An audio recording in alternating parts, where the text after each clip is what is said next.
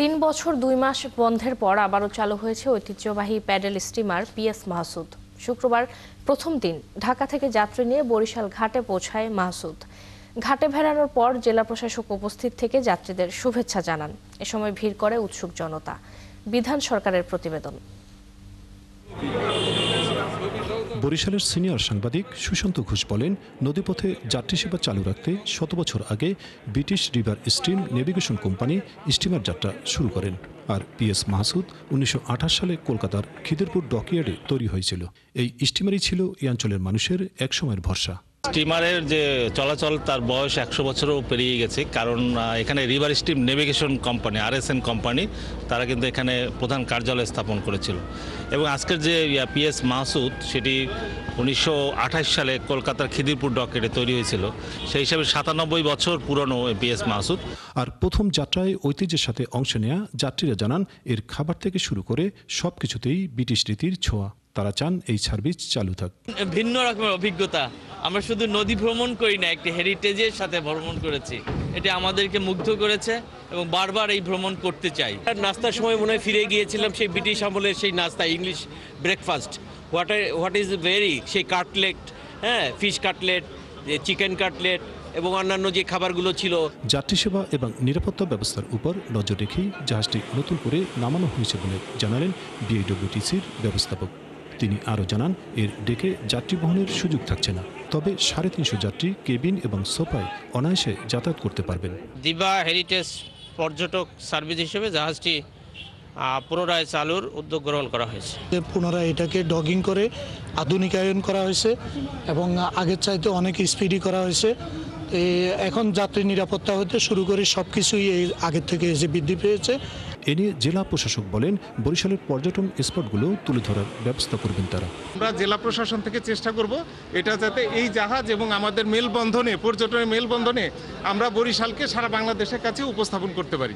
প্রথম যাত্রায় ৪১ জন যাত্রী নিয়ে ঢাকা থেকে সকাল ৮টায় ছেড়ে বরিশালে সন্ধ্যা ৭টায় থামে পিএস মাহসুদ। বিধান সরকার, ৭১, বরিশাল। এ বিষয়ে আরো জানাতে আমাদের সাথে যুক্ত হচ্ছেন সহকর্মী বিধান সরকার। বিধান, ৩ বছর পর চালু হওয়া এই স্টিমারে নতুন কি কি সুবিধা থাকছে?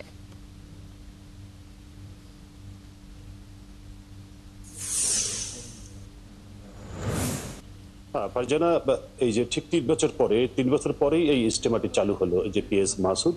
এবং এর আগে যে স্টিমারগুলো ছিল আপনার গাজী, তারপরে লেপচা, ট্রান এবং পিএস মাহসুদ, এই ৪টা স্টিমার আমাদের এই দক্ষিণাঞ্চলে বরিশাল থেকে বিভিন্ন রুটে চলাচল করতো, ঢাকাতেও চলাচল করতো।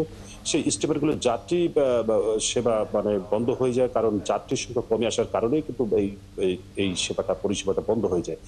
তারপর থেকে এই যে ঠিক ৩ বছর পরে ২০২২ সালের সেপ্টেম্বরের পর আবার সেই ফের আজকের বলতে গেল দিন ঢাকা থেকে সকাল ৮টায় ছেড়েছিল ঢাকা সদরঘাট থেকে, এবং তারপর ঠিক আজকের আপনাকে দেখাতে পারি যে পিএস যে মাহসুদ, ঠিক যে আমাদের ঐতিহ্য হেরিটেজ, যার বয়স ৯৭ বছর, যেটি ঢাকা সদরঘাট থেকে গেল দিন ঠিক সকাল ৮টায় ছেড়েছিল এবং এই বরিশাল এই ঘাটে কীর্তনখোলা নদীর তীরে ভিড়েছিল এই পিএস মাহসুদ সন্ধ্যা ঠিক ৭টায়, একেবারে ঘড়ির কাটায়।